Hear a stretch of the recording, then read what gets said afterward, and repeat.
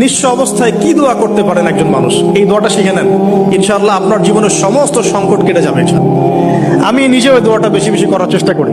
দোয়াটা হচ্ছে, মুসা আলাইহিস সালাম একটা গাছের নিচে হেলান দিয়ে বসলেন, বসে দেখলেন দুইজন মেয়ে দাঁড়িয়ে আছে দূরে, পানি নিতে পারছে না, লোকজন পানি নিয়ে যাচ্ছে, ওরা দাঁড়িয়ে আছে বেচারি। মুসা আলাইহিস সালাম গিয়ে বললেন, কি সমস্যা আপনাদের? এটা নিয়ে আপনারা আবার মেয়েদের সাথে কথা বলার চেষ্টা করেন, ঠিক আছে? তো মাহারাম গায়রা মাহারাম মেনে চলে। তারা বললেন যে আমাদের বাবা অনেক বৃদ্ধ মানুষ, আমরা পানি নিতে পারি না যতক্ষণ না আমাদের কম পানি নিয়ে চলে যায়। মুসা আলাইহিস সালাম তখন একটু বললাম না, ফিজিক্যালি খুব স্ট্রং ছিলেন, থাকে না বডি বিল্ডার, সামনে গিয়ে কথা বলে সরব পানি নিতে দাও, তখন মানুষ একটু মূল্যায়ন করে না।